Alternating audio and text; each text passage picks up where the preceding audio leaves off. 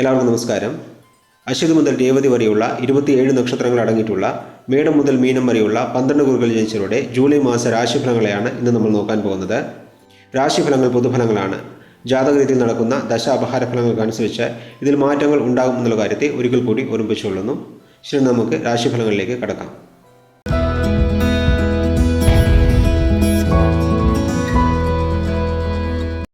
മേടക്കൂറിൽ ജനിച്ചവരുടെ July മാസ രാശിഫലങ്ങളെ നോക്കാം. രാശിയധിപനായ ചൊവ്വ 12-ാം തീയതി മുതൽ വ്യാഴത്തിൻ്റെ കൂടെ ചേർന്ന് ധനവാക്ക് കുടുംബസ്ഥാനം എന്നൊക്കെ പറയുന്ന 2-ാം ഭാവത്തിൽ സഞ്ചരിക്കുന്നതിനാൽ വരുമാനം അധികരിക്കും. കുടുംബത്തിൽ സന്തോഷകരമായ അന്തരീക്ഷമുണ്ടാകും. വിവാഹാദി മംഗളകാര്യങ്ങളിൽ ഉണ്ടായിരുന്ന തടസ്സങ്ങൾ മാറും. ശുക്രൻ മാസം തുടങ്ങുമ്പോൾ സൂര്യൻ്റെ കൂടെ ചേർന്ന് 3-ൽ സഞ്ചരിക്കുന്നതിനാൽ മനോധൈര്യം അധികരിക്കും. ഏറ്റെടുക്കുന്ന കാര്യങ്ങളെല്ലാം വിജയം നേടാൻ സാധിക്കും. സഹോദരങ്ങളുമായി നിലനിന്നിരുന്ന പ്രശ്നങ്ങൾ ഇനി മാറും. സർക്കാരിൽ നിന്ന് ആനുകൂല്യങ്ങൾ ലഭിക്കും. 4-ാം ഭാവ സംബന്ധമായ ദശാപഹാരങ്ങൾ നടക്കുന്നവർക്ക് വീട് വാഹന യോഗമുണ്ടാകും. ബുധൻ 19-ാം തീയതി വരെ 4-ൽ സഞ്ചരിക്കുന്നത് വിദ്യാർത്ഥികൾക്ക് അനുകൂല ഫലങ്ങളെ നൽകുന്നതാണ്.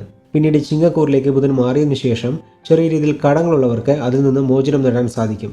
ആരോഗ്യ പ്രശ്നങ്ങളും ശത്രുശല്യവും കുറയും. ചിലർക്ക് ജോലി സംബന്ധമായ മാറ്റങ്ങൾ ഉണ്ടാകും. ശനി വക്രഗതിയിലാണെങ്കിലും അനുകൂല ഫലങ്ങളിൽ കുറവുണ്ടാവുകയില്ല.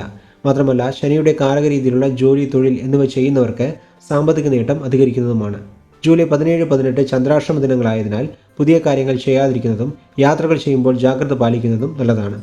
മൊത്തത്തിൽ നോക്കുമ്പോൾ മേടക്കൂറുകാർക്ക് ഈ മാസം പൊതുവെ എല്ലാ കാര്യങ്ങൾക്കും അനുകൂല ഫലങ്ങൾ ലഭിക്കുന്നതാണ് എന്ന് പറഞ്ഞുകൊണ്ട് മേടക്കൂറ് ജനിച്ചവർക്കായുള്ള ജൂലൈ മാസ രാശിഫലങ്ങളെ ഇവിടെ നിർത്തുന്നു.